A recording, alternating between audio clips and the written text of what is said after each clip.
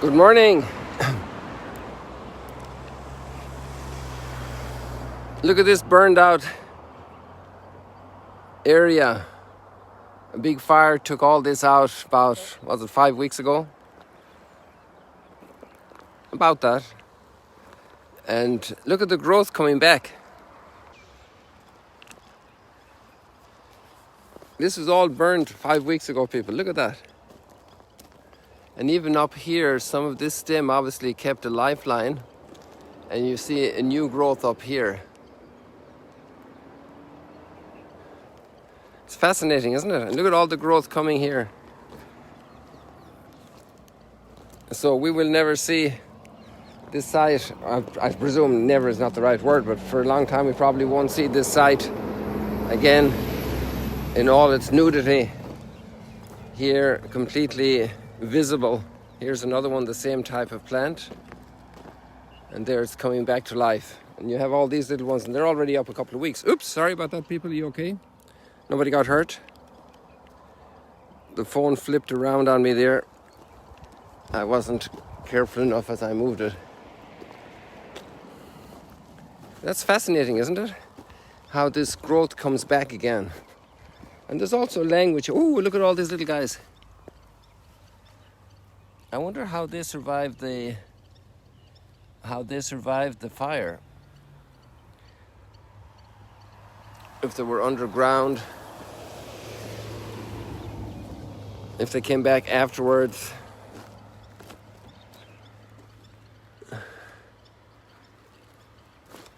It's quite a mystery of nature, isn't it?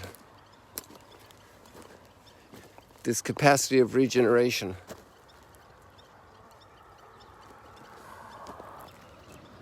And we need that in our lives, because sometimes there are very tough moments, big setbacks, big frustrations. And we need a land, a future of promise.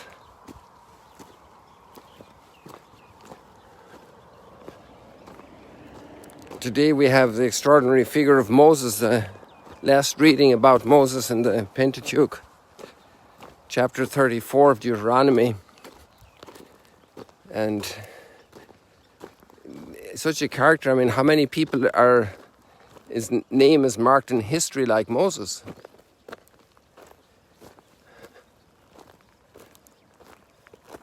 And just let's look at it from a Christian angle. When we see at Mount Tabor, there are two people that appear beside Jesus, Moses and Elijah. And I would bet that Moses probably more known in even extra biblical culture. I mean, cultures outside of biblical culture, the name of Moses has a place in history. An extraordinary figure in so many ways. And he dies without going into the promised land. He can see it, but he doesn't go in.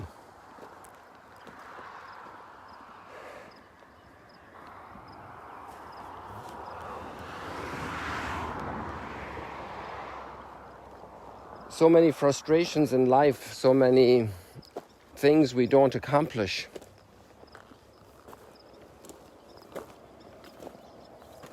In all realms and aspects of life.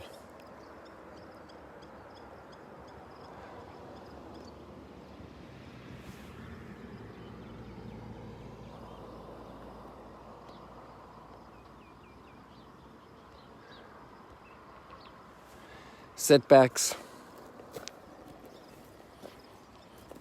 And yet he has accomplished an extraordinary mission. I even see it here with Magdala, our little project here in Galilee. You know, so much has been accomplished, really extraordinary. And most of it has been gift. All of it has been gift. Gift of so many people, of their lives, working on this, on their time, of their resources and funds, volunteers, workers. And yet so many things are in a way still frustrated. One of the big frustrations is obviously this time of pandemic, this time of lockdowns. And that's a big trial. But to see the new growth coming, always new growth. Death is not the end. And this is teaching us that we need to raise our eyes to another point. A thought came this morning about our goals and our wishes, also spiritually, to grow spiritually. And sometimes we're before God and our life is progressing decade by decade, you know. And at that point we say, God, look at, I didn't make it. I'm lacking in this virtue. I entrust myself to you. I tried a little bit, I tried hard, and I haven't gotten as far as I wanted.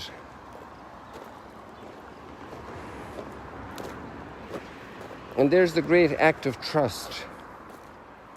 Lord, I trust in you. Lord, have mercy on me. And at the end of the day, all is gift. There's a great mystery there in what we can control, what we take possession of. Sometimes we're badly trained by habits of force and forcing God's hand, and a lot crumbles in our lives. A lot simply crumbles.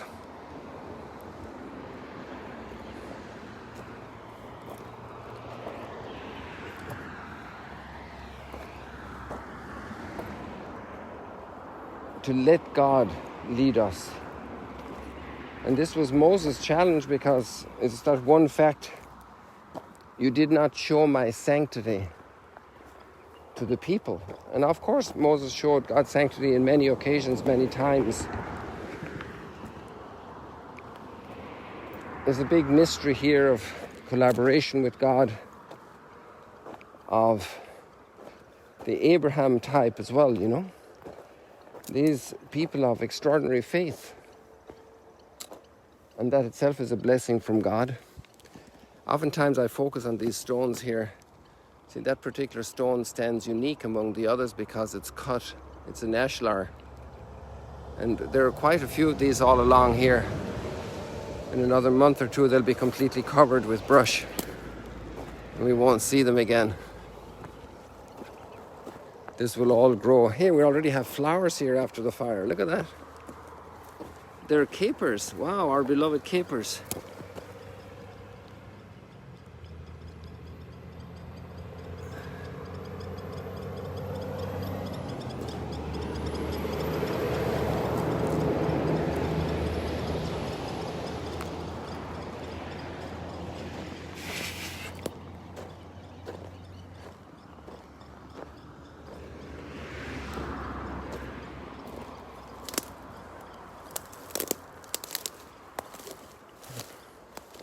Maybe what would be good exercise for us now, especially for people who are a little further on in life, and in a certain sense we all are further on in life because we're a day older than yesterday.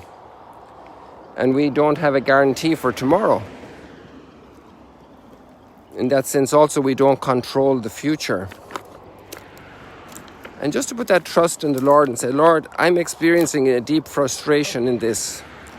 I'm not getting across the line in patience. I'm not getting across the line in listening to others, in kindness, in understanding. One thing is to learn to play the piano or the violin. Those are little frustrations, you have that goal, but much more important are the goals of relationships, the goals of walking a path of humility, walking a path of love.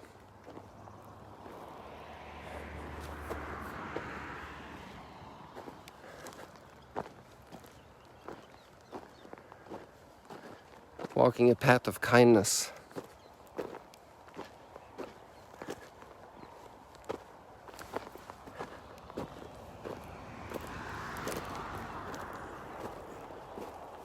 then we have an extraordinary lady. When she was 18 years of age, she made an amazing decision almost 800 years ago to follow in the spirit and the line of St. Francis in his imitation of Christ. Here we have another caper arising from the ashes. Rising from the ashes, rising from the ashes. All this growth. And there you have a society that's very corrupted in medieval Europe and Italy. And there you have these new growths come up, Francis and then Clare. And then Clare's two sisters. And when her father, who first of all resisted her, is finished in this life, he goes on to eternal life. His wife, Clare's mother, joins them. And they start out with nothing, and they don't want anything. They renounce all worldly possessions. And they're living a life completely for God, complete witness to poverty, to not owning land, to not owning, to living in utter poverty, not finding their joy in material things but in the spirit. And they're still around 800 years later. There's actually a convent of them in Ennis in County Clare, where I'm from, the Poor Clares. And they're also in Jerusalem. They have a convent in Jerusalem. And they're women of extraordinary simplicity and joy and holiness, belonging to God. Their heart is not in things, in clothes, in decorations, in cosmetics, in all of that's burned in by decision. They say, no, that's not my life. I'm not investing my cares. I'm not investing my heart in things that last an hour, in things that last a minute, in things that, like a perfume. How long does a perfume last, you know? How long does possession last?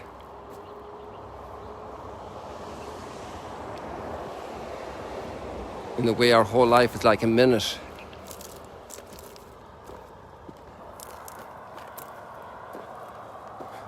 And it withers. I want you to say a special prayer for a lady in Germany, Jean, who has a number of children. She's in the last moments of her, in the battle with illness, that the Lord provide for her children if it's His will to take her now. That the family will come in great support. And that's what happens oftentimes in life. There's a tremendous burn, there's a tremendous frustration, a tremendous loss. And our faith in the new life and the new growth that's coming. And this is these women who follow in that path.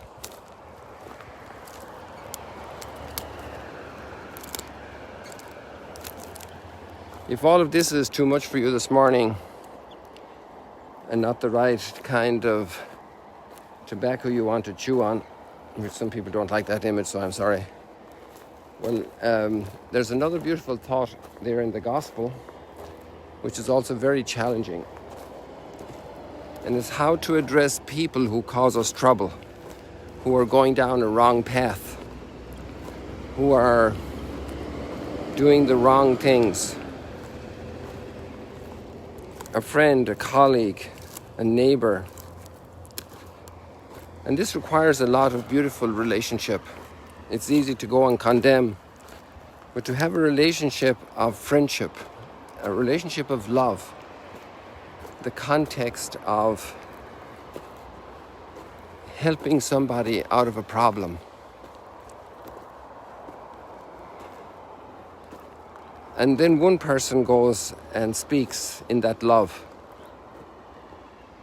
And if the person doesn't listen, then take another one with you, because an extra witness can help.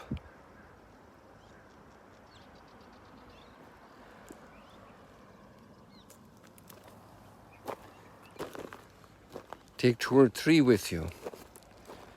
I would say let's ponder that part of the text especially, because it's kind of putting in place a procedure that leads to a culture of gentleness, of respect, of helpfulness.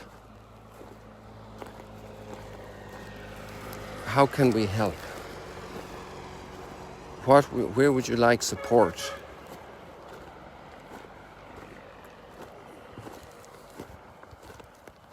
It's so easy to condemn,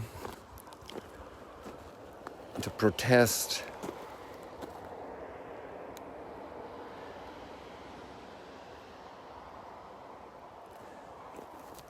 So there are lots of different impulses today, opportunities for new growth in a burned landscape.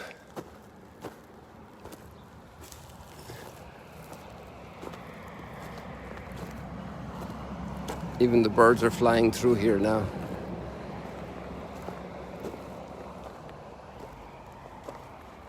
And today is a new day. A new day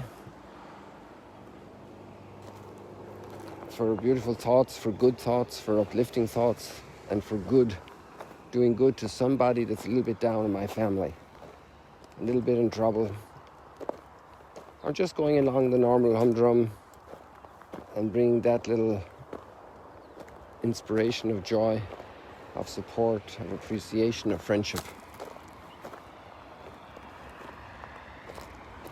And here we have this cyclist heading out.